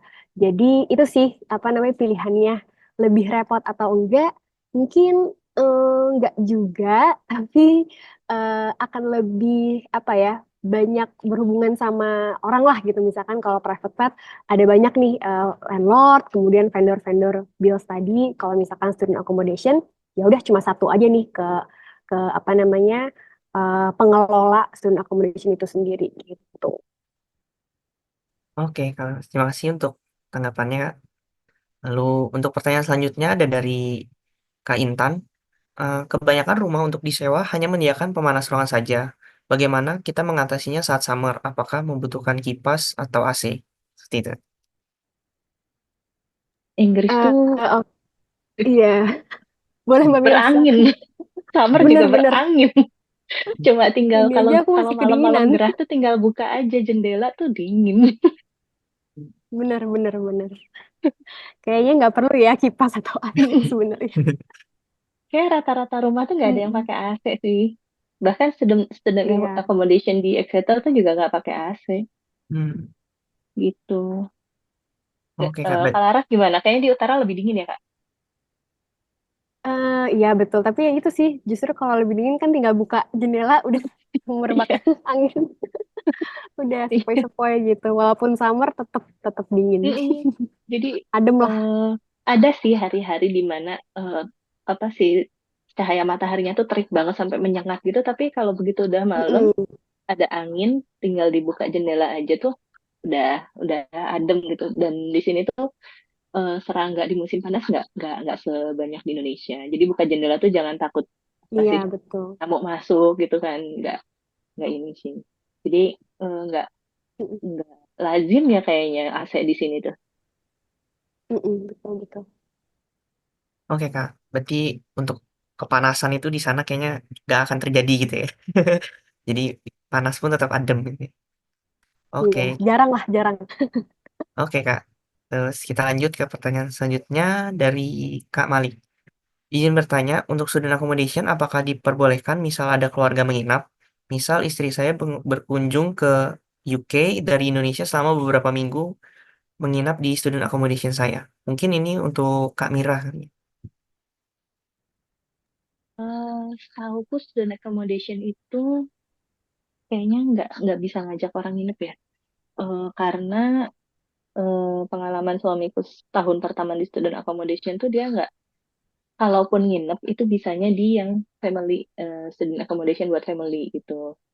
Itu bisa ada orang nginep karena emang khusus family. Tapi kalau untuk yang personal itu biasanya enggak sih. Eh, jadi kalau misalnya istrinya nggak langsung ikut, kalau misalnya istrinya mau insidental aja gitu ke UK-nya, mungkin kayak mau bisa cari tempat apa, kayak share share house gitu kayak Kak Laras barengan sama teman-teman Indonesia lain gitu. Jadi begitu istri datang, tinggal ngobrol aja, ini istriku mau datang berapa lama gitu. Jadi student accommodation setahu nggak, kalau yang personal ya itu nggak bisa ngundang orang nginep, apalagi sampai lebih dari seminggu. Nggak tahu Kalaras gimana? Iya betul sih setuju kayaknya memang apa ya biasanya juga di student accommodation tuh lumayan dijaga gitu sih kayak misalkan ada staff yang biasanya ada di lobby gitu ya yang biasanya lihat dan kalau student accommodation itu ya itu biasanya ada daily check-in atau weekly check-in gitu dari pengelola takutnya memang mungkin mungkin sebenarnya bisa kalau misalkan ya tapi sangat beresiko lah gitu kalau misalkan uh, membawa apa apa orang lain untuk nginep gitu apalagi dalam jangka waktu yang lama. Oke Kak, terima kasih untuk tanggapannya. Lalu kita lanjut ke pertanyaan selanjutnya dari Kak Debbie. Kak, apakah ada tips untuk mencari guarantor yang oke dan atau mungkin ada referensi? Mungkin dari Kak Laras atau Kak Mira. Kalau aku sendiri kemarin garantornya supervisor suamiku. Kebetulan supervisor suamiku dia bersedia jadi garantor, terus secara finansial memenuhi syarat untuk jadi garantor. Jadi eh, kemarin lolos sih waktu ngajuin garantornya supervisor suamiku. Hmm. Tapi Oke. ada juga bisa bayar buat garantor itu. Nanti kalau dari agent tuh nanti ada ditawarin gitu loh, bisa bayar garantor, terus berapa besarnya. Oke Kak. Kak Mungkin Laras kemarin gimana? Ada garantor juga nggak? Kalau aku kemarin kebetulan nggak pakai garantor sama sekali karena kebetulan flat yang aku tinggalin ini sebelumnya ditinggalin oleh mahasiswa Indonesia juga LPDP. Jadi istilahnya secara transisinya sangat terbantulah dari situ gitu. Jadi nggak pakai garantor waktu itu. oke Kak. Mungkin lanjut ke pertanyaan selanjutnya dari Kak Anggun. Secara pengalaman, rent baiknya berapa agar bisa nyaman untuk pengeluaran sehari-hari? Misalkan saya cari accommodation 600 sampai 800 di lokasi saya. Mungkin dari kakak, mungkin yang tempatnya worth it gitu kali ya maksudnya. Jadi di harga berapa?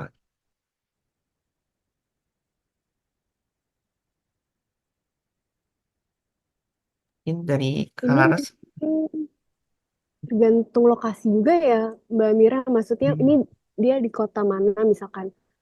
Di London kah atau di luar London atau karena kan saat biaya atau living allowance-nya juga berbeda Hmm. ya. Iya, Itu oh juga iya sih. Kayak harus misalkan di sih. London relatif lebih mahal gitu. Hmm. Mm-mm. Di London kalau dapat housing 600-800 masih cukup longgar lah buat hari-hari, karena kan LA-nya juga 1.900 ya. Kalau kayak di Coventry. Oh Di ya ini Coventry, di Coventry. Coventry itu dia LA-nya berapa ya? 1.400 atau yang 1.500 ya? Tapi Hmm. itu masih cukup, 1.400. 1.400 katanya. Hmm. 1.400 ya. Nah, Hmm. kalau sama kayak di Exeter ya, jadi di tahun pertama suami saya tinggal di Exeter itu, dia bahkan LA-nya masih 1.250. Kemudian dia tinggal di student accommodation yang sekitar 600-an lah si ininya sewanya. Hmm. Dia masih bisa cukup luang sih dengan cukup luang terus masih bisa nabung juga gitu buat apa buat biaya eh, pengurusan visa di AHS saya aku dan anak-anak gitu. Jadi hari-hari itu bisa sekitar kebutuhan sehari-hari ya kalau misalnya memang eh, nggak boros kalau misalnya rajin masak terus nggak banyak jalan-jalan terus sebenarnya kalau kayak naik bis itu eh, dia sekali keluar naik bis mungkin cuma 1,5 tahun 2 tahun tapi kalau misalnya eh, cukup sering tuh itu nggak berasa gitu kalau istilahnya sekarang tuh apa latte effect ya jadi pengeluaran yang kecil-kecil tapi ternyata cukup sering keluarnya itu kalau dihitung-hitung sebulan lumayan juga. Kalau nggak banyak jalan-jalan nggak banyak jajan itu sebulan sekitar 200 sampai 300 pound mungkin bisa gitu. Atau kalau mau agak doang 400 pound itu bisa. Aku aja belanja bulanan yang untuk keluarga dengan dua dewasa 3 anak itu sebulan 500 pound itu udah jor-joran banget gitu. Jadi apalagi untuk single gitu, single pasti jauh lebih murah dari itu. Jadi akomodasi 600 sampai 800 mungkin masih masuk. Kalau apalagi kalau misalnya lokasinya dekat sama kampus, otomatis nggak akan keluar biaya untuk transport. Masih. Hmm. Oke Kak. Jangan terlalu menekan biaya akomodasi terus berujung dengan tidak nyamanan kita gitu. Hmm. Itu sih kalau dariku. Oke Kak. Berarti mungkin bisa diasumsikan dari living allowance terhadap biaya kosan atau tempat tinggal itu 50% gitu kali ya. Sekitar itu. Oke Kak. Lalu untuk pertanyaan dari Kak Anggun lagi, di pertanyaan kedua, kalau misalkan saya berangkat bukan dari Jakarta, apakah boleh memesan dua tiket yang berbeda? Karena kalau di panduan transit maksimal adalah 12 jam. Suamiku itu kemarin berangkat dari Jogja. Waktu pertama kali dia berangkat. Itu bisa, tapi pesan lewat agen LPDP. Enggak. Suamiku pakai BPI sih. Dulu dia pakai lewat agen BPI. Jadi mungkin Hmm. bisa dikomunikasikan ke agen LPDP, biar bisa dipesenin langsung dari kota tinggal. Jadi nanti mereka yang mesenin, walaupun ganti maskapai, itu masih di cover oleh LPDP. Apalagi kalau misalnya pesan lewat agen tuh kita nggak keluar uang ya, jadi langsung dibayarin LPDP. Hmm. Oke Kak. Oh berarti dari pihak merekanya yang mengurusi gitu ya Kak langsung. Iya. Oke Kak. Terima kasih atas jawabannya. Lalu selanjutnya ada pertanyaan lagi dari Kak Cynthia. Kak, apakah ada rekomendasi Guarantor UK base untuk akomodasi requirement? Mungkin ada yang kakak-kakak ada yang tahu mungkin seperti rekomendasi Guarantor itu di mana? Yang aku bilang tadi, biasanya kalau ngurus lewat agent itu dia akan ada penawaran garantor berbayar. Hmm. Kalau memang mau garantor berbayar. Kalau nggak mau berbayar ya kayak supervisor gitu biasanya. Oke Kak.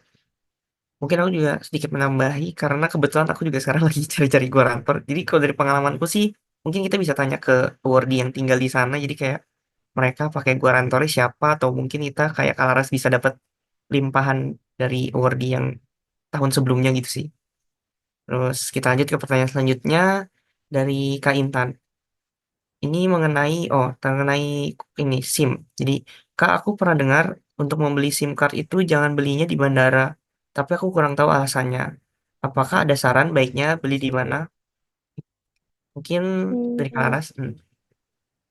oke, beli SIM. Ya, biasanya mungkin ya kalau beli di bandara itu cenderung lebih mahal, misalkan paketnya karena mungkin Mas apa mostly mentarget apa turis-turis gitu ya. Cuma memang yang paling terjangkau atau lebih inilah lebih oke harganya itu kalau udah di eh, lokasi tujuan misalkan udah di kota gitu ya.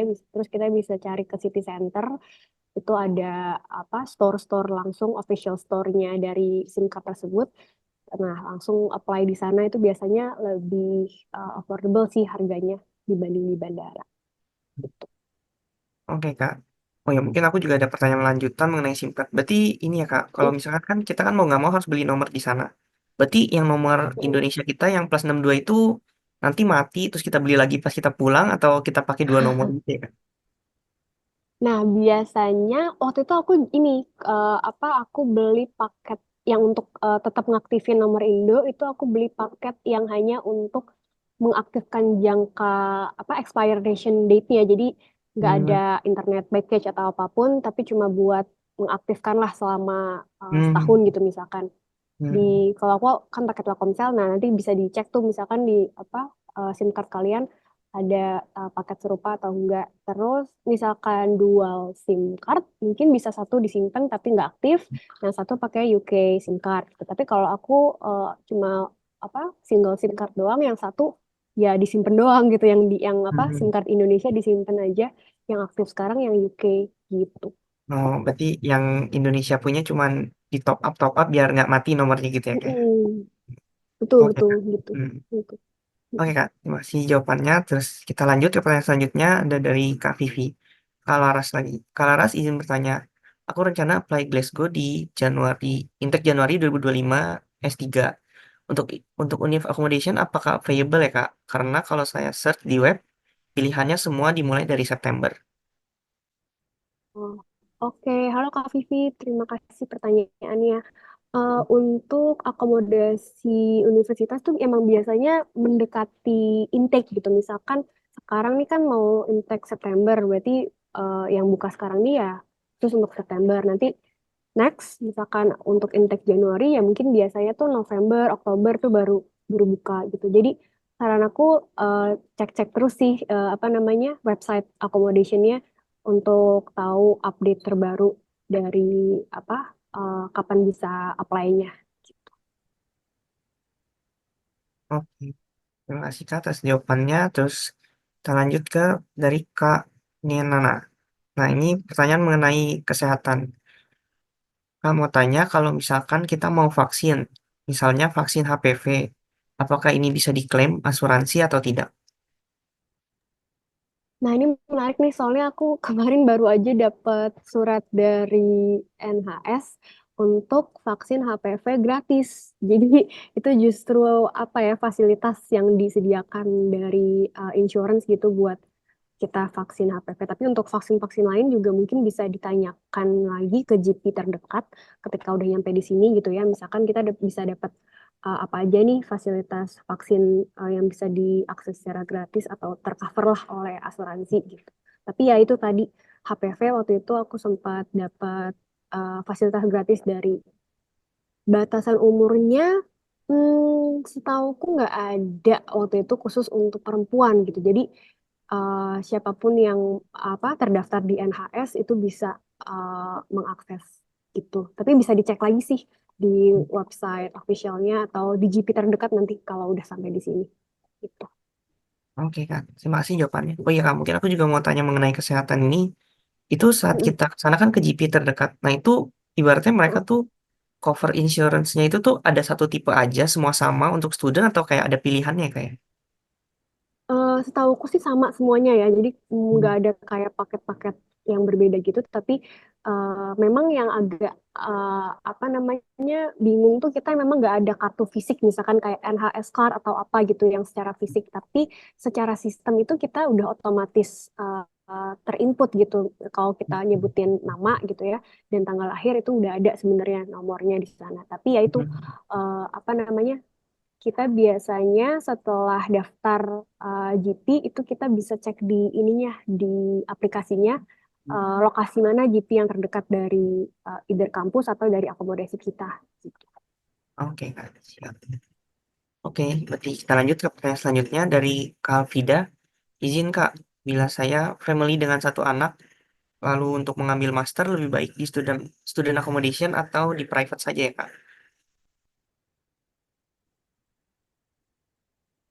Mungkin Ini, ini bisa dijawab Mbak Mira. ini, ini Kak Mira bisa Aku menanggapi nggak pertanyaan tahu Kak Vida. master itu sekarang masih bisa dapat family visa atau enggak. Tapi kalau misalnya karena master itu singkat, cuman 4 tahun ya. Kalau kampusnya menyediakan accommodation buat family accommodation, itu mending pakai yang kampus aja.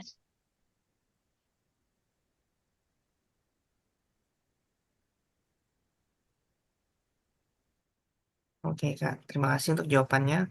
Lalu pertanyaan selanjutnya, ini ada dari Kak Lulu mengenai perjalanan penerbangan ke Southampton. Oh, tapi sudah dijawab juga oleh Kayla. Jadi, mungkin untuk yang belum baca, kita bisa install nanti di aplikasi City Mapper. Itu atau bisa pakai Google Maps untuk mengecek rute terdekat. Kalau City Mapper mungkin juga bisa sampai harganya. Lalu juga kalau untuk kereta bisa aplikasi Trainline. Karena bisa diskon 30% setiap kali naik train. Lalu kita lanjut ke pertanyaan selanjutnya dari Kak Raffi. Kak izin bertanya, aku intake September ini dan baru apply atas minggu lalu. Lalu sekarang prosesnya menunggu atasnya di-approve. Dokumen lain sudah ready termasuk sertifikat TB. Aku worried timeline atas application dan visa application-nya terlalu mepet dengan target tanggal keberangkatan. Berdasarkan pengalaman kakak-kakak sekalian, timeline-nya seperti apa ya? Berapa lama dari application hingga approval atas maupun visa?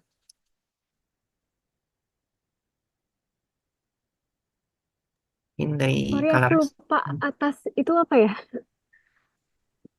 Eh, atas itu Oh, kalau atas itu biasanya untuk jurusan-jurusan engineering medical gitu ya. Atas Oh, itu oke. biasanya 20 hari kerja aplikasinya maksimal. Jadi eh, kalau hitungannya sebulan sih. oke Kak. Berarti untuk atas sekitar sebulan itu ya, Kak, ya. Karena memang setahu memang banyak jurusan yang pakai atas tapi nggak semua sih. Kayak jurusanku juga kebetulan nggak perlu pakai atas. Oke, mungkin itu cukup untuk pertanyaan dari Kak Rafif. Kita lanjut ke pertanyaan selanjutnya. Ada ditanyakan oleh bentar ya. Oh ini juga ada dari Kak Gita sempat bilang kemarin aku urus visa juga dapat SIM card. Nanti mungkin dari teman-teman yang saat ngurus visa juga bisa konfirmasi lagi ke pihak yang pengurusnya apakah bisa dapat atau enggak. Lalu ini ada pertanyaan lagi dari Kak Nabila. Ingin bertanya juga Kak terkait SIM card. Selain alternatif yang tadi sudah disebut, kalau menggunakan eSIM apakah memungkinkan? eSIM ya, eSIM sebenarnya bisa-bisa juga sih. Cuma aku nggak tahu untuk kayak paket berapa lamanya ya. Karena aku sempat pakai eSIM tapi untuk keluar UK gitu, misalkan ke Europe cuma seminggu gitu, itu ada ada paketnya. Tapi kalau untuk kayak full 1 tahun, misalkan ada nggak apa-apa juga sih, karena bisa-bisa aja dan nggak ada masalah gitu kalau pakai eSIM. Tapi dicek lagi kayak masalah ininya sih, subscription dan paket-paketnya. Gitu. Oke Kak, mungkin ini ya, mungkin diingat lagi buat teman-teman yang ingin masih bertanya bisa di kolom chat karena masih ada waktu. Lalu ini ada pertanyaan lagi dari Kak Intan. Kakak mungkin bisa diceritakan saat pertama kali ke UK itu culture shock apa yang dirasakan? Mungkin yang beda banget sama di Indonesia gitu, Kak.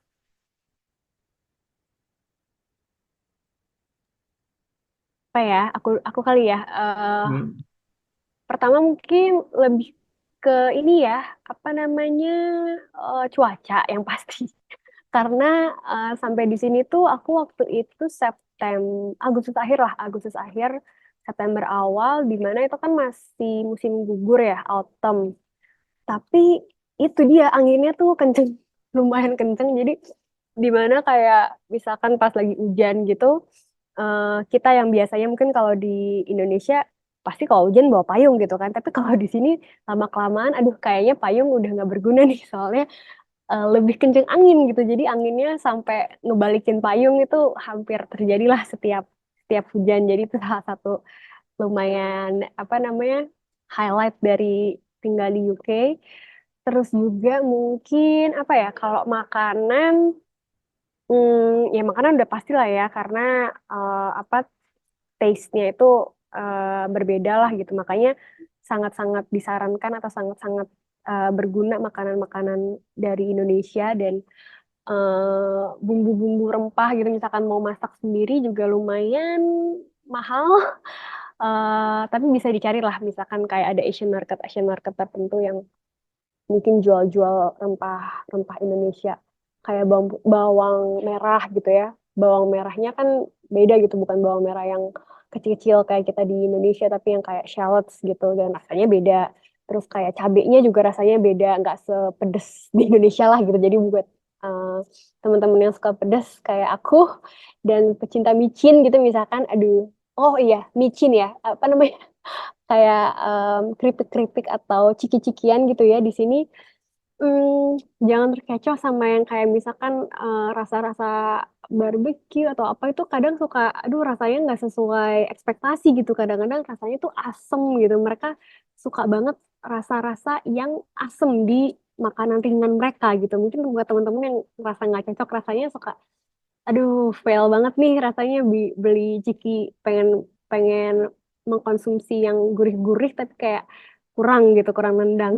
Makanya suka ada tuh open-open PO misalkan dari Indonesia yang jual basreng gitu-gitu. Aduh sangat sangat membantu. Tapi itu sih ciki-cikinya kurang kurang micin gitu di sini. Paling itu kalau dari aku. Mungkin Oke. Mbak Mirah ada yang mau ditambah.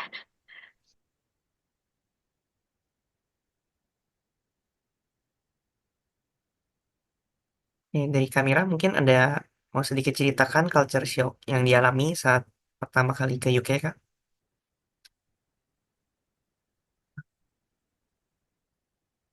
Mungkin kameranya sedang ada gangguan internet. Mungkin kita lanjut saja ke pertanyaan selanjutnya. Ada dari Kak Anggun.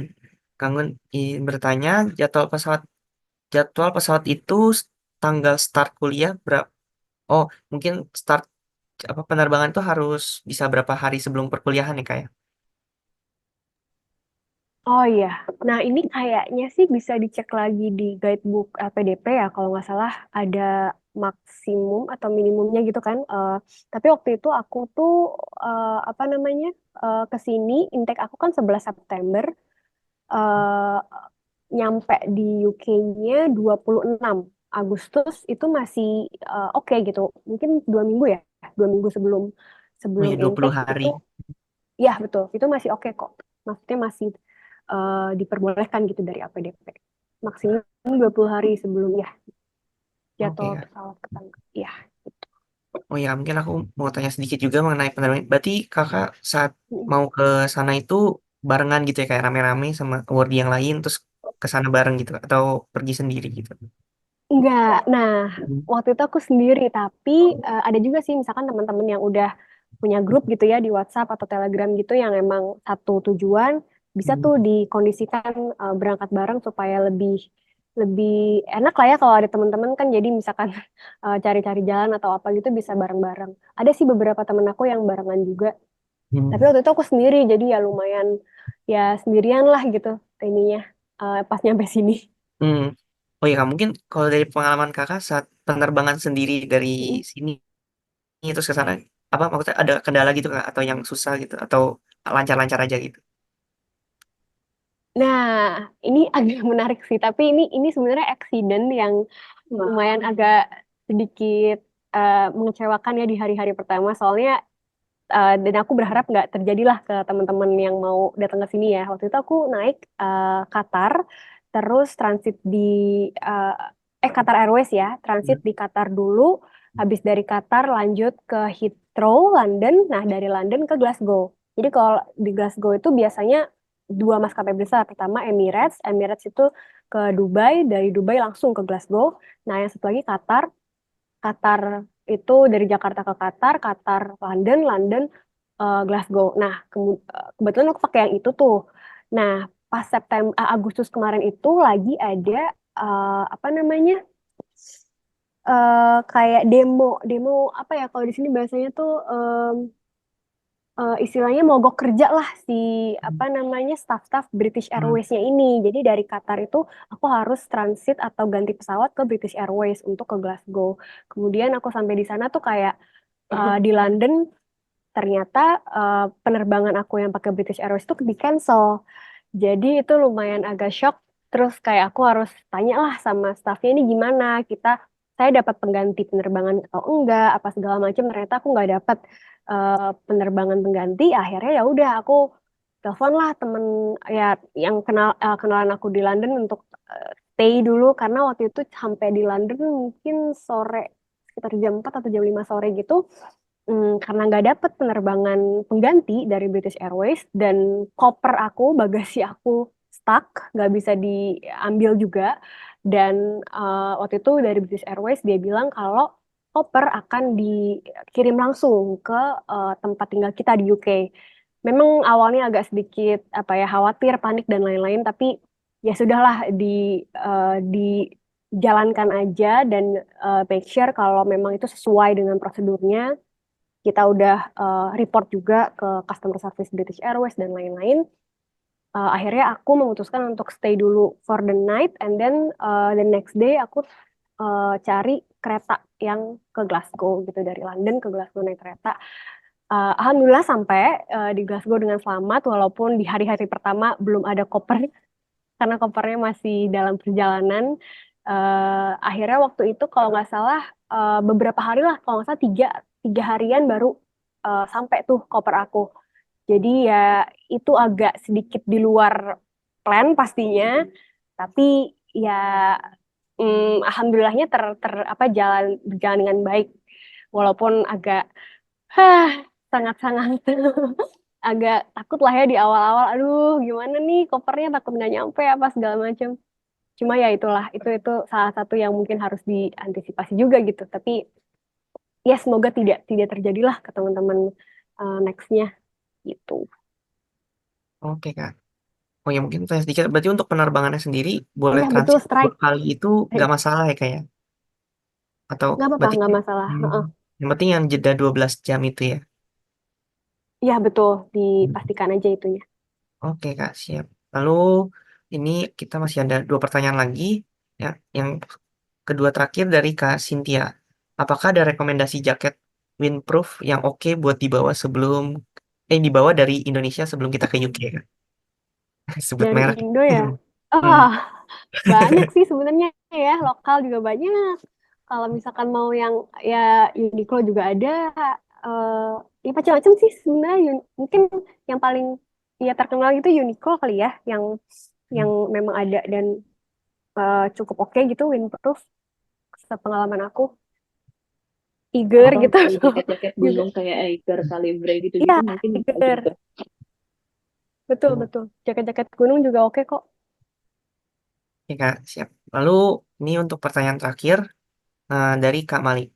Izin bertanya untuk Kak Laras. Tadi sempat disinggung juga oleh Kamira lebih baik, tapi lebih untuk kebutuhan keluarga. Untuk single, apakah living allowance dari LPDP sudah cukup untuk Hmm. kebutuhan apa saja atau pas-pasan dari akomodasi, internet, transport, makan, jajan, dan lain-lain? Lalu berapa range yang dikeluarkan untuk berapa range pengeluaran di luar akomodasi untuk sebulan? Apakah justru berlebihan dan bisa menabung? Mungkin lebih ke pengeluaran per bulannya kali Hmm. ya, Kak. Dan sisa yang mungkin kalau ada berapa gitu. Iya, so far berdasarkan pengalaman pribadi sih cukup banget ya. Untuk case aku misalkan di Skotlandia itu 1.500 di Glasgow gitu ya, di Glasgow itu 1.500 per bulan. Rent aku tuh 539 dan itu sisanya ya itu tadi kayak apa Kamira udah bilang. Jadi kalau misalkan sebulan itu kita kalau bisa masak gitu ya, nggak banyak lah jajan di luar itu sangat-sangat cukup apalagi untuk nabung masih bisa banget nabung gitu sih jadi apa namanya untuk kebutuhan pribadi sangat-sangat memadai lah menurut aku nggak yang pas-pasan banget atau kayak berlebih banget jadi cukup kalau menurut aku. Oke, Kak. Kalau gitu.